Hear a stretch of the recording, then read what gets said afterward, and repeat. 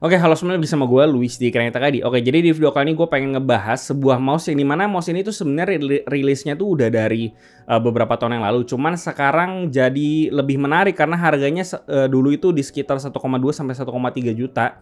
Cuman sekarang mouse ini harganya jadi cuman 800 ribuan dan ini dari Cooler Master, dan ini namanya adalah Cooler Master MM731. Yang dimana Cooler Master itu kayaknya memang lagi cukup sering nurunin harga barangnya, yang dimana kemarin MM710 aja sekarang harganya jadi cuma 100 ribuan doang, dan kemungkinan jadi kacang goreng karena MM710 itu sensornya lebih bagus daripada G102, cuman kita lihat aja nanti. Dan 711 juga dulu dari 700 ribuan sekarang jadi cuma 200 ribu. Jadi lumayan menarik, dan mouse ini juga jadinya menarik banget karena harganya cuma jadi 800 ribuan, dan meskipun rilisnya udah beberapa tahun yang lalu, tapi secara performa, spesifikasi sensor dan segala macam ini masih relevan banget buat di tahun ini. Oke, jadi balik lagi ya bahas si MM731. Nah, jadi kenapa gue bisa bilang ini jadi menarik dengan harganya yang sekarang? Jadi basically mouse ini itu adalah sebuah mouse ergonomik yang secara sensor itu masih high end, wireless pula.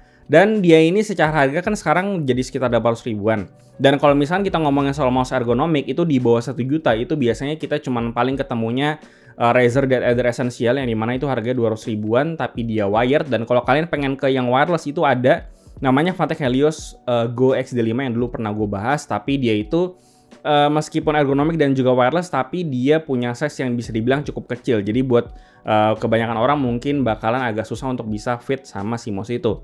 Dan kalau pengen yang ke agak decent dikit, itu paling larinya harus ke Pulsar X-Lite V2 atau Pulsar X-Lite yang biasa gitu ya, tapi itu harganya udah di 1 jutaan lebih. Dan dengan adanya si MM731 yang harganya sekarang jadi cuma 800 ribuan, jadi ini bisa menutupi segala kekurangan yang ada di mouse gaming wireless ergo di bawah 1 juta. Oke, jadi yang pertama gue akan bahas soal desain dan juga shape-nya. Jadi secara shape itu dia ngebawa desain ergonomik, yang dimana mouse ergonomik itu dia punya ciri khas yang miring sebelah. Jadi mouse ini tuh cuma bisa dipakai buat tangan kanan aja gitu. Selain itu untuk HAM-nya sendiri, biasanya mouse ergonomik itu punya HAM yang tinggi banget, cuman di mouse ini dia itu HAM-nya nggak terlalu tinggi.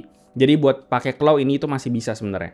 Dan selain itu di bagian side gripnya dia itu punya curve yang cukup agresif. Jadi buat kalian yang tangannya itu cukup lebar, mungkin sekitar 10 cm ke atas, ini bakalan lebih nyaman daripada mouse ergo generic yang biasanya sering kalian temuin gitu ya. Dan selain itu secara desain, dia ini bener-bener polos banget dari atas ya, nggak kelihatan ini mouse yang aneh-aneh gimmicknya, ada garis-garis atau guratan-guratan yang mencolok gitu ya, ini sama sekali nggak ada. Bener-bener polos banget, paling cuma ada logo Cooler Master yang RGB, cuman kalau dimatiin, ini tuh bener-bener kalau orang nggak tahu, ini tuh kelihatan kayak mouse yang nggak ada mereknya, atau orang tuh nggak tahu ini tuh mouse apa kalau kalian pakai tanpa RGB. Dan untuk rekomendasi hand size-nya buat yang small hand size di 17 cm ke bawah kayak 15, 16, dan 17 itu bisa di palm grip, lalu buat yang di 18 cm atau medium hand size itu bisa di palm grip maupun claw dan juga relax claw grip. Kenapa? Karena si mouse ini seperti yang gue bilang tadi, dia itu HAM-nya nggak begitu tinggi, jadi masih bisa dipakai di claw grip. Dan selain itu untuk yang di lebih besar tangannya di sekitar 19 cm ke atas kayak 19, 20, 21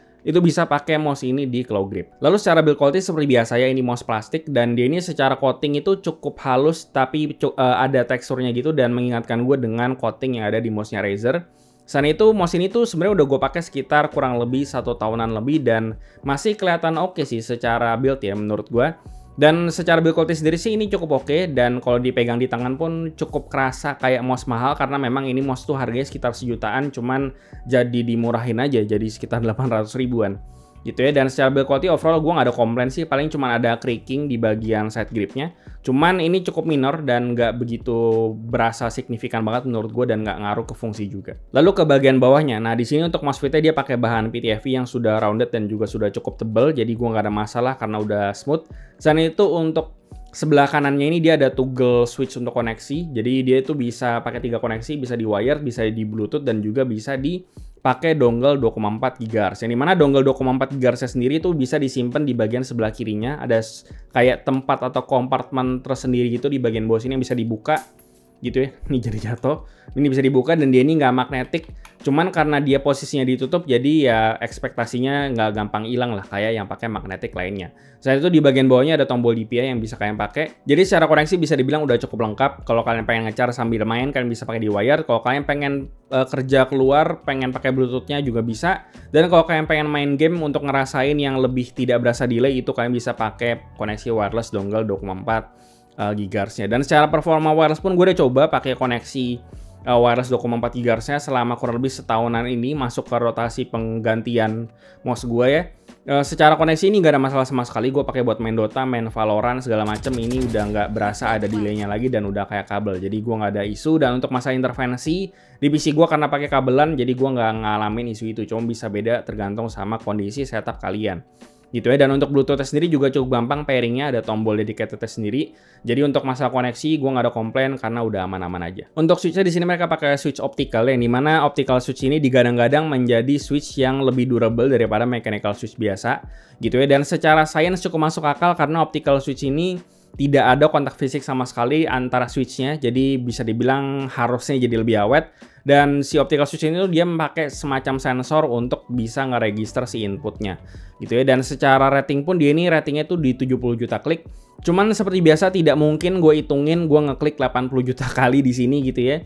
Cuman ya ekspektasinya ini kita jadi lebih safe aja gitu daripada pakai mechanical switch yang biasa gitu ya. Dan secara feel pun cukup konsisten antara kedua buttonnya, yang kanan sama kirinya, jadi gue nggak ada komplain sama sekali. Lanjut ke software, di sini kan bisa pakai software Master Plus, dan di software Master Plus ini seperti biasa cukup generik, kalian bisa ganti-ganti semuanya, mulai dari DPI, buttonnya bisa diganti-ganti, makro, RGB, lalu leave of distance, dan DPI-nya bisa 7 profile, kalian bisa ganti-ganti sesuai yang kalian mau. Dan softwarenya so far udah nggak ada masalah sama sekali, udah cukup lengkap semua fungsinya. Dan yang terakhir untuk sensornya di sini mereka pakai Pixar 3370, yang dimana 3370 ini tuh memang bukan sensor rilisan tahun 2022 ataupun 2023. Karena memang mouse ini rilisnya di tahun 2021, dan di tahun itu 3370 ini yang lagi banyak dipakai di mouse-mouse gaming high-end yang lainnya. Gitu. Dan memang secara spesifikasi pun dia ini sensornya udah kenceng gitu, dan dia ini punya maksimum akselerasi di 50G dan tracking speednya di 400 inch per second. Jadi secara spesifikasi pun ini udah kenceng banget sebenarnya gitu ya. Dan bahkan gue udah nggak bisa bedain lagi ya antara 3370 sama 3395 rilisan tahun ini, karena memang secara speed itu udah kenceng dan resolusinya pun juga udah tinggi. Dan secara performa untuk tracking akurasi gue nggak ada masalah, udah akurat-akurat aja. Gue coba main Valorant di sini juga nggak ada isu sama sekali gitu, udah nggak ada smoothing, lalu leave of distance juga udah rendah dan bisa kalian atur juga dari softwarenya. Sana itu untuk masalah flick dan segala macam, karena sensor udah kenceng ya ini udah bisa dipakai untuk itu. Jadi overall secara performa sensor ini nggak ada masalah sama sekali. Dan memang di awal perilisan mouse ini di tahun 2021 ini tuh sempat ada beberapa masalah kayak sensornya yang delay lah, lalu performa wireless yang kurang oke dan segala macam. Tapi si Cooler Master udah ngefix hal itu dengan ngeluarin batch baru dan dengan firmware update yang lebih baru. Jadi isu itu udah nggak ada, dan gue udah pakai mouse ini udah kurang lebih setahunan lebih ya.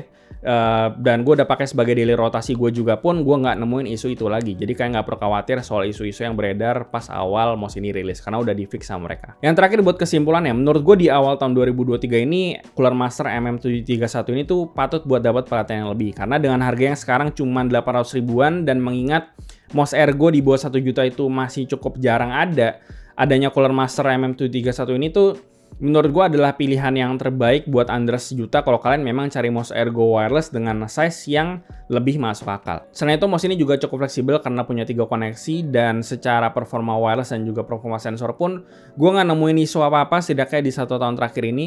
Dan gue cukup apresiasi Cooler Master karena terlepas dari isu-isu yang beredar di awal perilisan mouse ini, mereka berhasil ngefix itu. Dan dengan harganya yang sekarang cuma jadi sekitar 800 ribuan atau di bawah 1 juta, mouse ini bisa banget gue rekomendasiin ke kalian kalau kalian memang cari mouse ergo wireless yang di bawah 1 juta dengan size yang medium, karena memang size yang medium itu lebih banyak bisa dipakai orang.